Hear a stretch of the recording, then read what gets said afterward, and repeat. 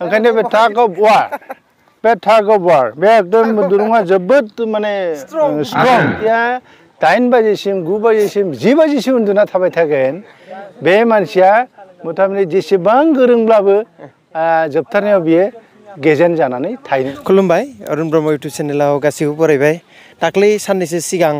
नाहरबारिनि गेलेग्रा फोथाराव बैसागो बिदाय हाबाफारि लानायनि साइनासालि लुबाय थानायाव नोंथांमोननो भिडिअ खालामना दिन्थिदोंमोन। बे हाबाफारिया दिनैनिफ्राय जागायबाय। बे हिसाबैनो बे नाहरबारिनि गेलेग्रा फोथाराव जोङो माबायदि बिनि थासारिया बेखौ दिन्थिनो थाखाय आं नैबे गाहाय थांफैब्लां होनो बर'आव बेयाव आं हाबलांबाय बेजों। दा बिनि गेजेरावनो लामायाव सासे लोगो मोनदों सुबुं बिथांजों रायलायगोन जिहेथु जे 1 नं नाहरबारिनि गेलेग्रा फोथाराव मोनसे जिहेतु बैसागु बिदाय हाबाफारि लादों थ' बिनि सायाव एसे फोरमायनो थाखाय खावलायबाय। सानबैसेनि हाबाफारि आरो बे हाबाफारिनि सायाव रायजो राजाफोरनो एसे फोरमायबानो जाबाय। आरो नाहरबारि गेलेग्रा फोथाराव जेसेबांबा समायना रमायना पेन्डेल समायनाय बे फिल्डनि गेलेग्रा फोथारनि थासारि बेयाव सानबैसेनि हाबाफारिजों बे बिदाय हाबाफारिखौ लानाय जादों मोनसे फोरमायनो खावलायबाय। जोङो थाबायनानै माने जोंनि सिलाबथा दख'र बर' फरायसा आफाद सिलाबथा दख'र इउनाइटेड बर' पिपल अर्गानाइजेशन सिलाबथा दख'र बर' आइजो अनसाय आफाद सिलाबथा दख'र बर' थुनलाइ आफाद गासैबो लोगो नांनानै दिनैनि बे दिनाव 2 नम्बर नाहरबारि गामिनि गेलेग्रा गुवार गेलेग्रा फोथाराव जोंनि बे आफादफ्रा ज' जानानै बैसागु बिदाय बे फोरबोखौ खुंनो आखायाव लादों। बे सानथामनि हाबाफारि दिनैहाय गिबि खेब। दिनैनि हाबाफारिया फुंनिफ्रायनो हाबलांखौ बेखेवखांबाय। बिनि उनावहाय जोंना साइनासालि जायगाखौ बेखेवबाय। बिनि उनावहाय नै दा जोङो गोथार जोंनि बे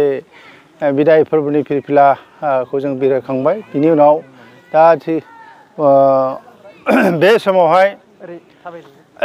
समाव जोंनि बे गेलेग्रा फोथारावहाय दा बादायलायनाय माखासे बुलुर बादायलायनायनि माने गेटखौ एबा हाबलांखौ जोङो बेखौनो आखायाव लादों। आरो नैबे बे थासारिया जाहैबाय मा बेयावहाय जोङो टाग अफ वार माने दुरुं बोलायनाय बे हाबाफारिखौबो लानाय जादों। बे बादायलायनायखौ लानाय जादों। दा बेयाव समा जाथ'वाखै। दा बादायारिफ्रा सफैथ'वाखै। दा जेब्लानो सफैगोन अब्लानो जोङो नैबे दुरुंखौ नुवाखै होमबा बे दुरुङा गिदिर नङाबा बोरैबा जयोब्ला उसुबिदा जागोन। ओंखायनो गोबां मानसि बोलायलायनायनि बाथ्रा दं नालाय ओंखायनो बे टाग अफ वार बे एकदम दुरुङा जोबोद माने स्ट्रं बेयाव बयबो हमनानै बोलायलायब्लाबो जाहाथे फज'नो हाया गस'नो हाया बेनि थाखाय बेखौ गोग्गोमै लानाय जादों। बेनिखायनो गिदिरथार बेखौ मैदेराबो बस'नो हानाय नङा बेबायदि रोखोमै बेयाव थियारि खालामना दोनखानाय जाबाय। आरो ओरैहाय नाहरदो बे जाबाय जोंनि गाहाय साइनासालि। दा मानसिफ्रा सफैथ'वाखै। गिबि साननैसो दिनै बेखेवनाय। ओंखायनो मिथिनो लुगैदों दिनै जोंनि बर'नि गेजेराव गोदोनिफ्रायनो बे सोलिबाय थानाय बैसागु फोरबो एंगार हायै बैसागु फोरबो होनो नामा? नंगौ। बिनि जितु दानि लाइमोनफ्रा बिनि सायाव एसे रेजें भाबै लायो आरो सोलायनायनि मोनसे लाइनाव थांबाय थाबाय। बैसागोनि गोदोनि जिहेतु हारिमुजों गोरोबफानाय बेफोर गोजान जालांनो हमबाय। मडार्न जुगजों फैबाय। थ' बेयाव माबाफोर बुंनांगौ दं नामा? आंनिबा गोदोनिखौ जों हमथाना लाखिनाया गोनां ना सोलायनाया गोनां? दा बेखौनो दा जोंनि बे बिदाय फोरबोनि गेजेरजों जों बेखौ गोदोनिखौनो फोथांना लाखिनायनि मुङै जों खाम सेरजा जथा सिफुं लानानै बे बादायनाय हाबाफारिखौ लादों। बेयावहाय मोसानाय बैसागु राजा मोसानाय दं, बैसागु रानि मोसानाय दं आरो बिनिफ्राय बिहामजो पार्टिनि माबा मोसानाय दङ आरो सेंग्रा सिख्लानि मोसानाय दं बेफोरबायदि गासैखौबो खाम सिफुं जथाजों जोङो फोजोबनो आखायाव लादों आरो माने बेखौ जितु जोंनि दानि लाइमोनफ्रा बांसिन बिदि दामजुनि सायाव मिथिया माने गोदोनि नङा होमबा बेफोरखौ जाहाथे दानि लाइमोनफ्रा मिथिफिनो बिनि थाखाय बे बैसागो बिदाय फोरबो बेखौ लानाय जादों आरो दानि लाइमोनफ्रा बैसागुनि मुङाव जों गोदो न'खर न'खर दोननानै बांसिन गाज्रि निसाफोरखौ लानायखौ जों नुनो मोनदों बेनि सायाव जोंहा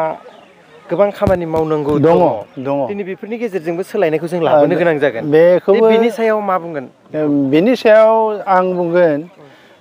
दा आथिखालाव जोंनि बर' हारिनि गेजेरावहाय बेबायदि जानाय लोंनाय बे जिथु जानाय लोंनाय माबा हुदा बे हुदाखौ एसेब्लाबो बाङाय खालामनो जोङो नाजादों आरो बेयाव लिरखानाय दङ फोसावखानाय जादों जायै लोङै माने बादायनाय हाबाफारियाव बाहागो लानो मोननाय नङा आरो बेखौ जोङो बाङायनिफ्राय बाङाय सिमहालागै खमायलांनायनि बाङाय खालामलांनायनि राहाखौ जोङो लादों जायनि जाहोनाव बेयाव धेर साहा दखान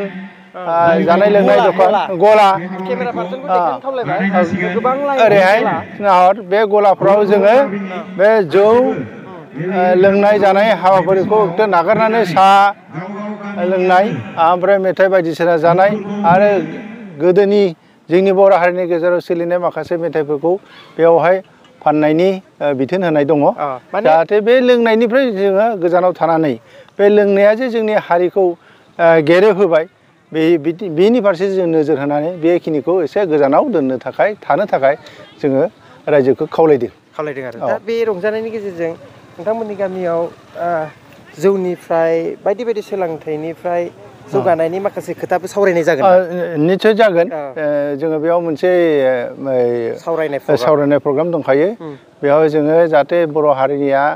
बे लोंनायनिफ्राय फेग्रा मुवानिफ्राय गोजानाव थानांगौनि खोथाखौ नोजोर होनानै जौगानायनि खामानियाव नोजोर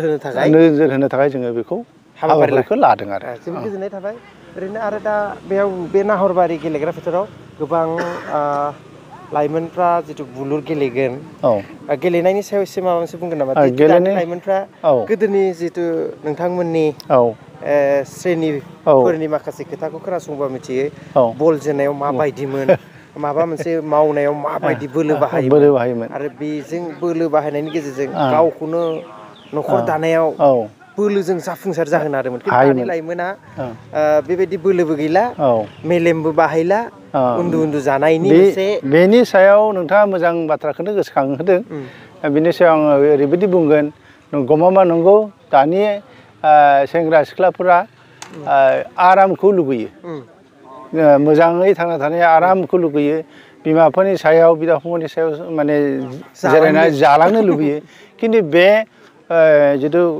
माबा वार्क कालचार होनना बुङो इंराजियाव वार्क कालचार खामानि मावनाय बे हुदा आखु बेखिनिखौ एसे बाङायनिफ्राय बाङाय माने एसे लेखा फरायबानो खामानि मावनायनिफ्राय गोजानाव थानाय बे हुदाया जोबोद गाज्रि आं बिसेसकरि बुंगोन जे बर' हारिया जेसेबां खामानि मावनो हायो एसेबां जौगागोन जेसेबां खामानि मावनो हायो जोंबो गोदोनिफ्राय हालेवनानै जों फरायबोदों जों माने हर ससेयावनो सिखारनानै जों बिमा बिफाजों सिखारफानानै खामानि मावनायाव बाहागो लादों अब्लाबो जों फरायबोदों जोंथ' माने फावसायनानै थायाखै फरायनायाबो लाबोदों खामानियावबो जों खमबो उन्दुदों थेवब्लाबो नों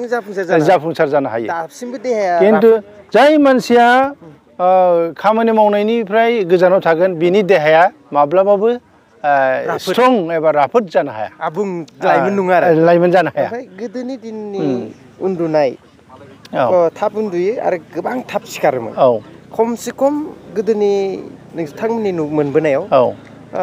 फुङाव बेसेसो रिंगायाव सिखारोमोन जोङो मथा मथि 3 बाजिनिफ्राय लानानै 4 बाजिनि गेजेरावनो जों सिखारो जोंनि आइमोनाबो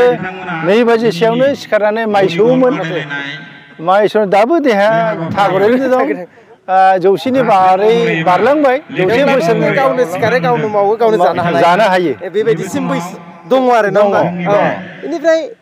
गोदोनि मानसिया 4 घन्टा सिगां खामानि खारोमोन आरोना दानि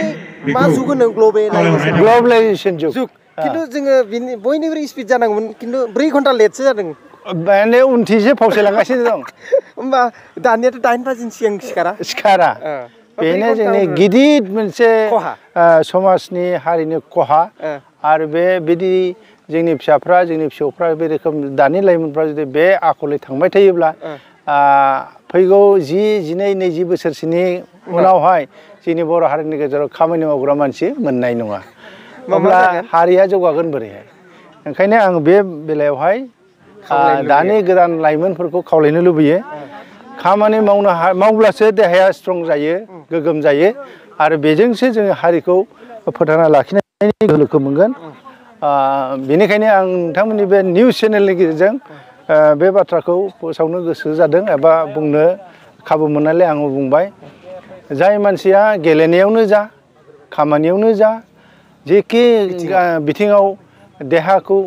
गोसो होसार खामानि मावगोन बे मानसिया अरायबो जेरावखि जाया बे जाफुंसार जानो हागोन देरहासार सुबुं जानो हागोन खिन्थु जाय मानसिया 8 बाजिसिम 9 बाजिसिम 10 बाजिसिम उन्दुना थाबाय थागोन बे मानसिया मथामति जेसेबां गोरोंब्लाबो जोबथारनायाव बियो गेजेन जानानै थाहैनो नांगोन जोबथा गेजेन जानासो बिदाय लागोन आरो बे बाथ्राखौ सासे जोनोम जानायनि अर्थ थानाय नङा जेबो ओंथियानो थानाय नङा बे न'खरखौ हेफाजाब खालामनो हाया बे रायजोखौ हेफाजाब खालामनो हाया गावनिबो जाया आरो मालायनिबो जाया बेबायदि सुबुङा समाजनि हारिनि सासे जेंना गोनांसो जाहैगोन जोबोद गोजोननाय थाबाय बेखायनो जोङो गोदोनि दैदेनगिरि बा रायजो जानाय सुबुंफोरजों सावरायोबा जोंनि लाइमोन जिउआव मोनसे राफोद जानायनि बोलो फैयो बेनिखायनो आं खावलायगोन इउटुब चेनेलनि गेजेरजों बिथांमोननि बुंनाय रावनिफ्राय नोंथाङा माबा मोनसे नङा माबा मोनसे सोलोंनो हागोन जों सानदों दानि जुगा बहुत स्पिड जुग समजों खारनांगौ खिन्थु 4 घन्टा लेटसो जालांदों 4 बाजियाव सिखारो गोदोनिया दानिया 8 बाजियाव सिखारो 4 बाजि लेट नङा होमबा बेयावनो नों बिजिरनानै नायदो बेसेबां अख्रांजों हाजों रुजुजाथावना आरो बेनिखायनो जोबोद गोजोननाय मोनबाय दान्दिसे सम नैबे 2 नं नाहरबारिनि गेलेग्रा फोथाराव फैनानै आंबो मिथिबाय रायजोनोबो फोसावनो मोनबाय बेनो आंनि खाफाल गोनां सम सम जों बिदिनो रायजो राजाफोरनि गेजेराव मोजां भिडिअ लाबोबाय थागोन लोगो हमबाय थागोन दिनै बेखिनियावनो भिडिअखौ दोनथ'नानै बिदाय लाबाय गोजोन्थों खुलुमबाय